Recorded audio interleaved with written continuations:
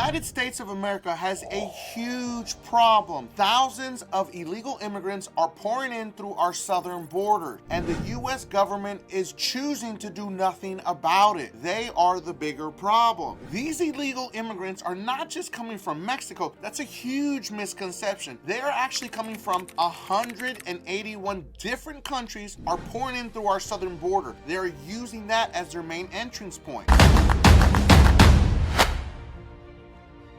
And the US government is doing absolutely nothing about it intentionally because they welcomed everyone to come here. For a long time, I really truly tried to ignore this massive issue with immigration and illegal immigrants coming into America. But at the end of the day, this is a huge problem that does truly affect the economy, and I have to speak out and tell you what I believe is actually truly going on. If something doesn't change, we are currently on track to have over 15 million illegal immigrants in the United States. And a lot of people are saying that these illegal immigrants are going to be getting actual benefits and things that Americans don't get on a normal basis. There is always a bigger picture to every big story, and as you may notice, this story is going to get amplified and blown up even bigger because we are right around the corner from election time. So politics truly does control the situation, but politics is kind of playing us for fools at the end of the day. If you look at it, everyone's fighting. You have red and blue, yellow and purple. They're all fighting over Republicans are wrong, Democrats are wrong. They're all pieces of... we're not gonna go there. You know what I'm trying to say. At the end of the day, there's something bigger going on that you need to pay attention to. Let's take a look at a story that's growing and going on in New York City. New York City has been overwhelmed with the immigrant population. And what's going on is a lot of immigrants are coming to there, then they go into hotels, they go into shelters, but they're in there only for a limited time. So once they hit that time frame and it's expired, then they get kicked out on the street. There's nowhere else for them to go. Then they have to reapply. There's a process for this. They don't just get to sit in these hotel rooms and these shelters for unlimited amounts of time, because at the end of the day, they're supposed to get on their feet and they're supposed to move on. But there's so many of them out there. A lot of people don't understand what they're getting themselves into when they come to a big city like New York City. They expect to get there and just get a job. Like, it doesn't work out like that. They have to go through an entire process to even get work visas to even start to work. They're not going to get that overnight. A lot of people think they are, but that's not how it works. But let's take a look at this story, what's going on and how people are actually getting kicked out and these immigrants are left out on the streets.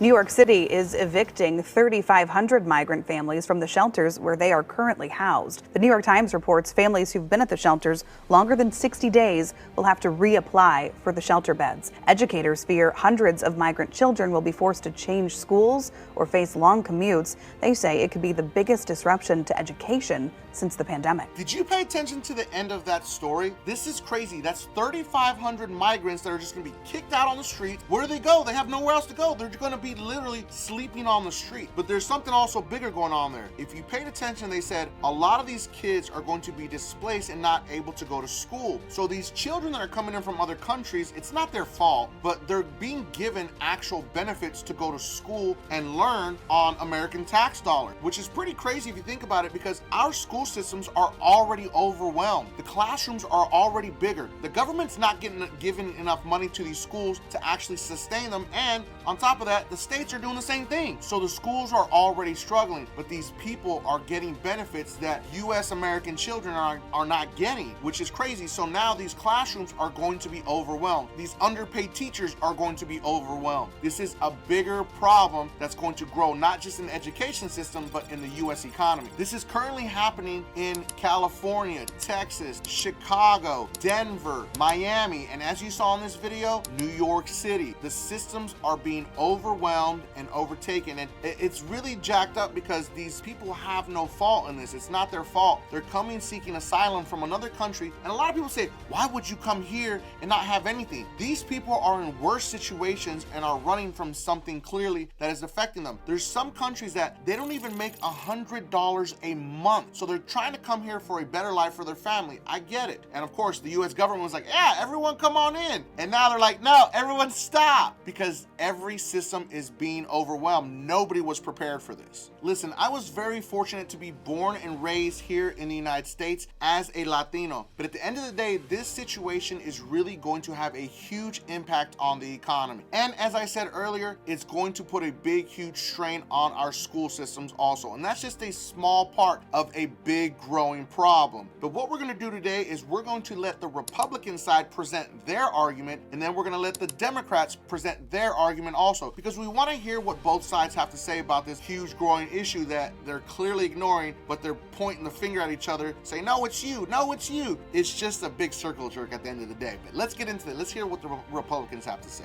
Now, the Republicans are going to bring a former ICE director that was on the front lines in the last administration and has had to actually sit on the sidelines and watch this craziness happen. Earlier, both you and Mr. Edlow, you said this is by design. This is intentional. I mean, and you basically, I think if I got it right, you said three main things. Stop building the wall, get rid of Remain in Mexico, and release people when they get here. And that incentivizes people to come from, I think you said 181 countries, come to the border. Because they know there's no wall to get over, there's no wait in Mexico, and they're going to get released to wherever they want to go. Is that Absolutely. right? The first few days in office, President Biden signed over 90 executive orders abolishing all the policies that were proven effective based on numbers. Anybody can go to cbp.gov and look at the numbers. But I want to address one thing real quick. President Biden voted for border barrier. He voted for the Secure Fence Act.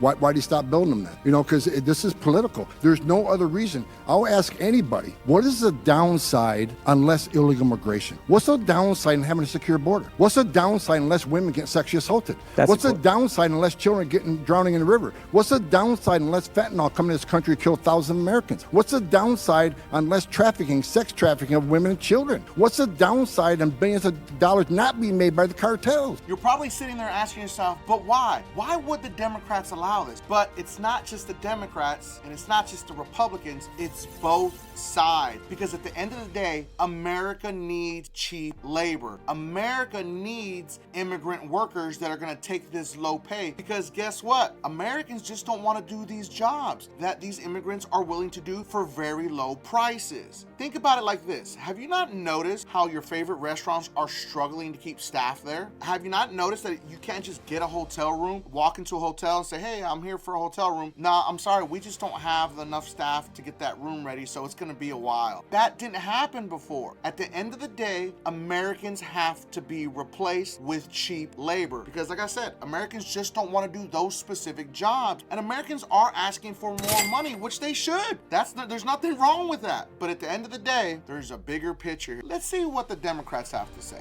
And as the head of USCIS, do you think that 1,600 more asylum officers to process asylum applications would help to reduce the backlog and therefore not incentivize more people to come? If those officers were going to be placed for affirmative asylum applications for people who have been in the pipeline for a number of years, yes. However, Great. that is because not you know what was in the President Biden's supplemental? $755 million for USCIS to hire 1,600 asylum officers to go through the backlog. Now, Mr. Homan, do you think that it would be helpful to hire additional CBP officers, Border Patrol agents, or border processing coordinators so Border Patrol agents can do their job and try to secure the border and fight drug trafficking and human trafficking coming over the border? Would those additional officers have helped you when you were heading that department?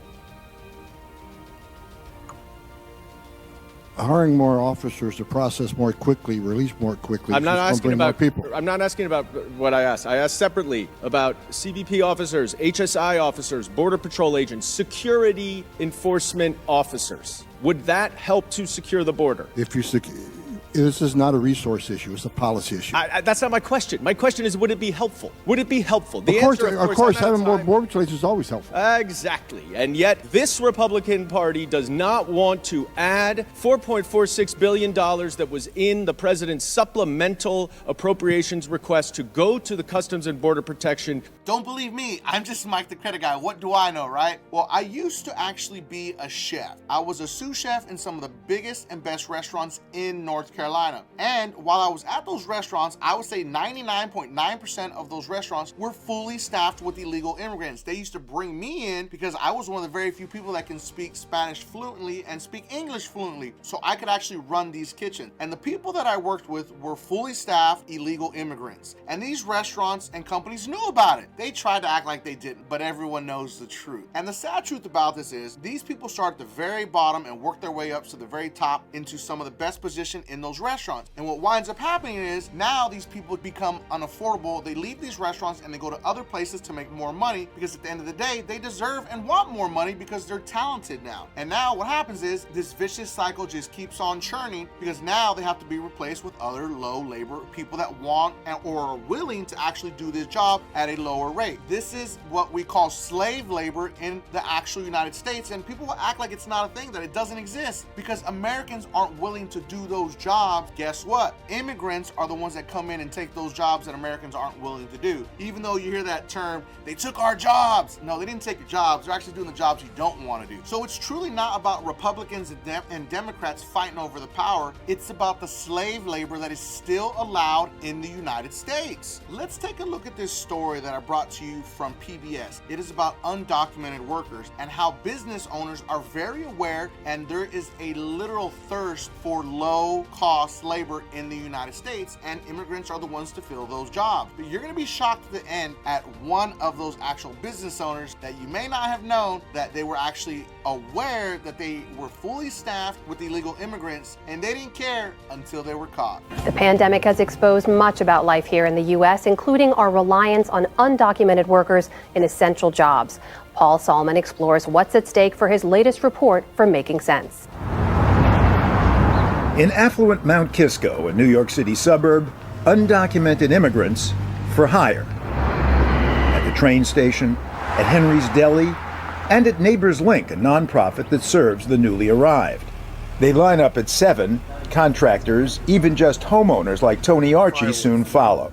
Trees came down on my property, so I want to move the firewood from one side of the house to the other. And he's spreading mulch, a 2-person job for which only 1 worker was available. He's 17 hours today. How many hours is he going to work? ¿Cuántas horas? In the end, no deal. Pool company owner Chris Carthy, also out of luck. There's a labor shortage across the country. Even at Neighbors Link? I come here every blue moon to pick up those extra few hands for excavation, and we can't get anyone. And so the nub of the economic argument for letting some 11 million undocumented immigrants already in the U.S. remain legally. So let's just be clear that immigrants are coming to this country because of our thirst for this workforce. Carola Bracco runs Neighbors Link. They are taking on jobs that often complement the workforce that was born in this country because of the fact that they're willing to do these jobs. Jobs in agriculture, construction, landscaping, cleaning. And who's bussing tables at restaurants, washing dishes, cooking? This is the apron with the logo. This man, whom we've decided not to name, has worked in restaurants for 20 years since slipping across the desert from Mexico. A couple restaurants in Manhattan. Also, I used to work in the airport, JFK. Catering for American Airlines. In 2008, he moved up to Trump National Westchester Golf Club. Were there many other undocumented people in the club? A lot. I would say 30% of the employees, maybe more.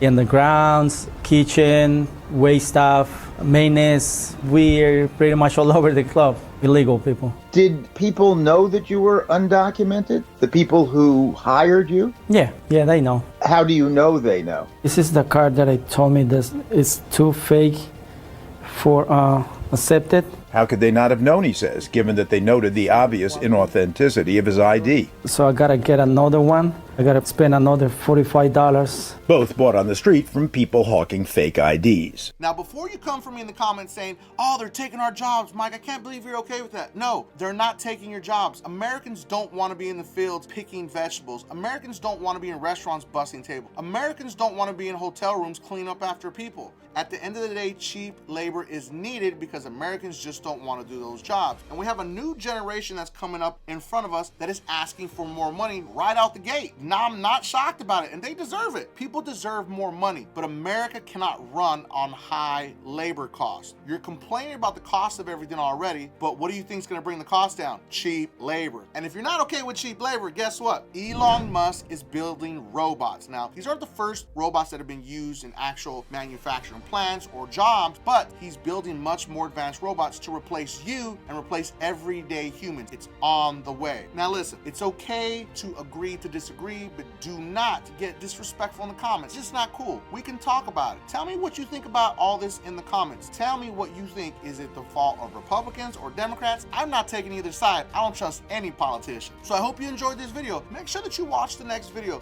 because it is about a new law that is about to kick up and be in place that is going to hurt everyday side gig. And if you thought that I brought you some value in this video, make sure that you don't forget and subscribe to increase your credit score.